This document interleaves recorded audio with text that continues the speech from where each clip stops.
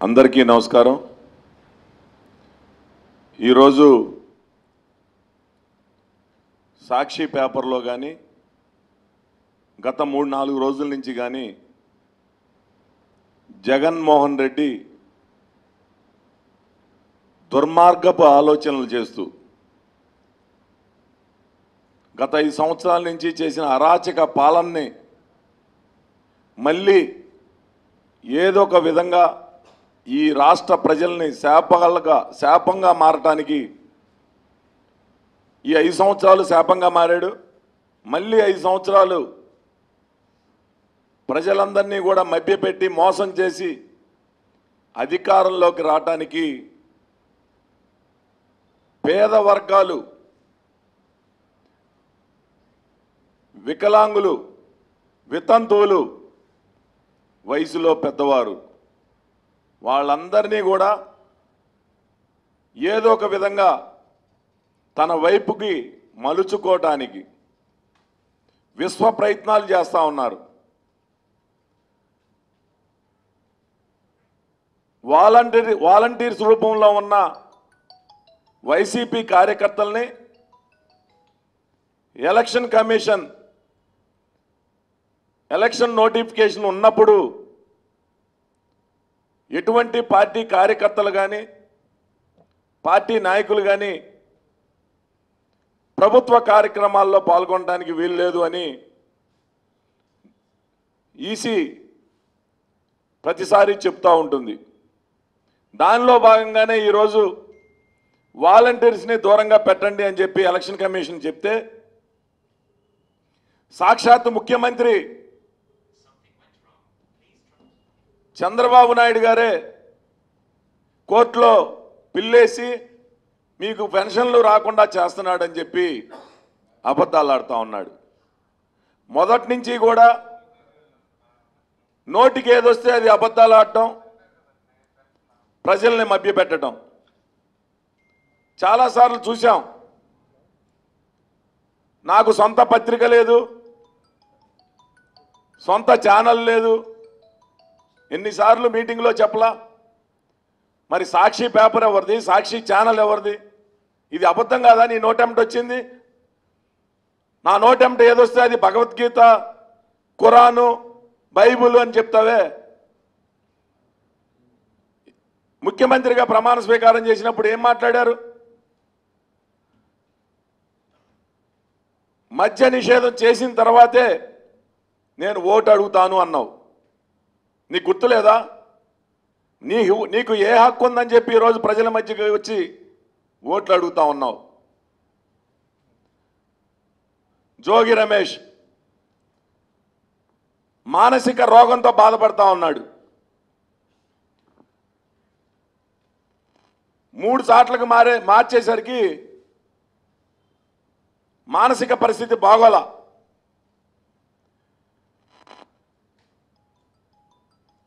Bode ప్రసాద్కి seat ఇవ్వలేదు అంటే బాణాసంచా కాల్చాడు. Bode ప్రసాద్కి seat వస్తుందంటే స్వీట్లు పంచాడు. చరిత్రలో ఎక్కడన్నా చూసామా? అంటే పిచ్చి పట్టిందా నీకు? నీకు ఓటమి కళ్ళకు కట్టినట్టు కనిపించేసరికి నియోజకవర్గంలో ప్రజల్ని ఏదో విధంగా మభ్య పెడదామనే ఆలోచనలు చేస్తూ ఉన్నావు. ఇది వాస్తవం కాదా? నిన్న గంగూరులో ఒక పేద దళిత మహిళ ఆరోగ్యం బాగోలేక మరి కొడుకింటి దగ్గరికి వచ్చి పక్కనే ఉన్న సచివాలయం ఉదయం నుంచి 2 సార్లు ఇల్లు వచ్చింది. పెద్ద దూరం కూడా లేదు, 50 మీటర్ల దూరంలో సచివాలయం ఉంది. ఉదయం 9 గంటల నుంచి పంపిణీ చేయాల్సిన పెన్షన్ వజ్రమ్మ గారు అక్కడికి వెళ్తే డబ్బులు రాలేదు అని 3 సార్లు వెనక్కి ముందుకి ఇంటికి రావడం జరిగింది. అనారోగ్యంతో చనిపోవడం జరిగింది. ఆవిడ చనిపోయిన తర్వాత హడావుడిగా వేరే సచివాలయం నుంచి తీసుకొచ్చి డబ్బులు అక్కడ పంపిణీ చేయడం మొదలుపెట్టారు. నేను సూటిగా ఒకటి ప్రశ్నిస్తా ఉన్నా, గ్రామ పంచాయతీల్లో ట్రెజరీ నుంచి పెన్షన్కి సంబంధించిన నిధులు మీరు ఏ గ్రామ పంచాయతీలో ఏ తేదీ నాడు జమ చేశారో చెప్పగలరా? 3వ తేదీ మధ్యాహ్నం దాకా కూడా పెన్షన్కి సంబంధించిన నిధులు పంచాయతీ కార్యాలయాలకి జమ పడలా. నీలో ఉన్న లోటుపాట్లను కప్పిపుచ్చుకోవటానికి మొన్న 16-30 తారీఖుల మధ్యలో సుమారుగా 16,000 కోట్ల రూపాయలు నీ ప్రభుత్వంలో నీకు సంబంధించిన కాంట్రాక్టర్లు, నీ తొత్తులుగా పనికి చేస్తున్న కాంట్రాక్టర్లు బిల్లులు చేయటానికి 16,000 కోట్ల రూపాయలు బిల్లులు శాంక్షన్ చేసావే. అంటే దీని అర్థం ఏంటంటే మళ్ళీ ప్రభుత్వంలోకి రావట్లేదు, కార్యకర్తల జేబులు నింపాలి.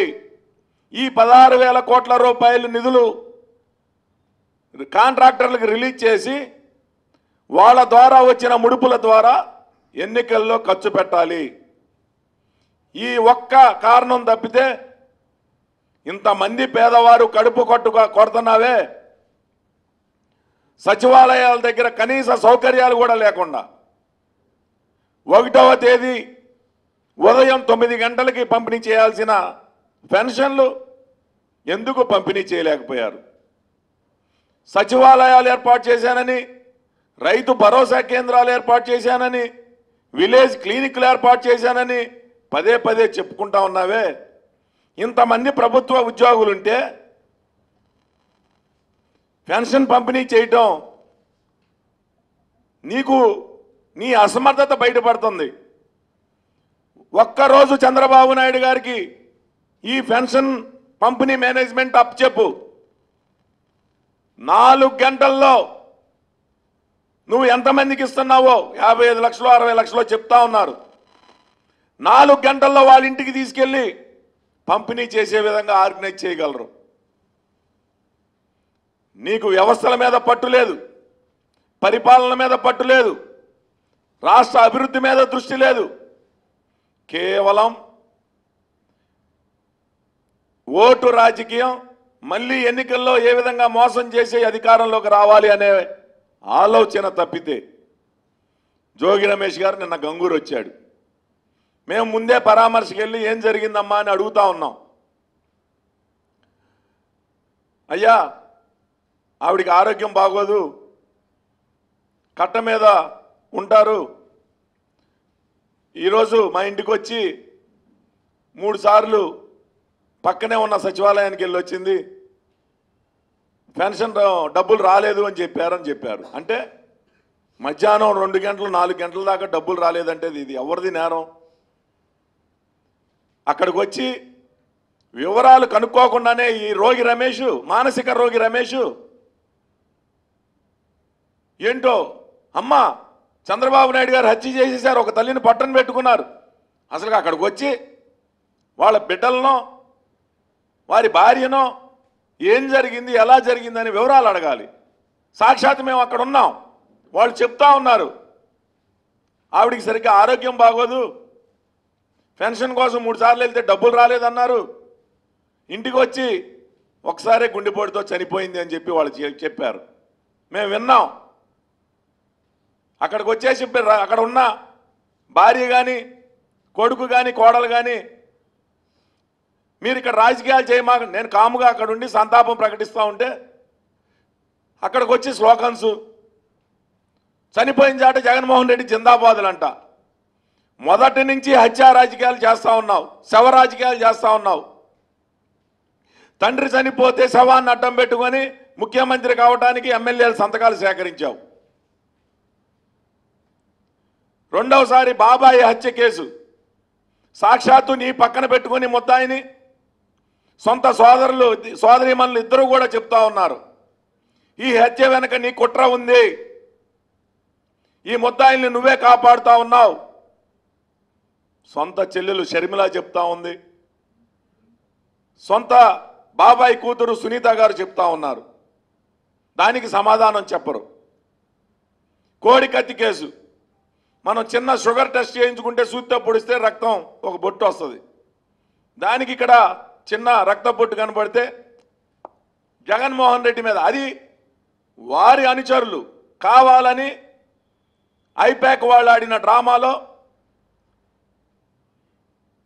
సీను అనే వ్యక్తి బలైపోయాడు. ఎవరు దళితుడు కాదా? ఆ బొట్టు వస్తే ఇక్కడెక్కడా కూడా చికిత్స లేదు. డైరెక్ట్గా విశాఖపట్నం వెళ్ళిపోయి అక్కడ వాళ్ళకు సంబంధించిన హాస్పిటల్లో జాయిన్ అయ్యి ప్రాణాపాయం ఉందని చెప్పి పత్రికల్లో రాసుకోవడం, సొంత పత్రికల్లో. ఇది హత్యా రాజకీయాలు కాదా? శవ రాజకీయాలు కాదా?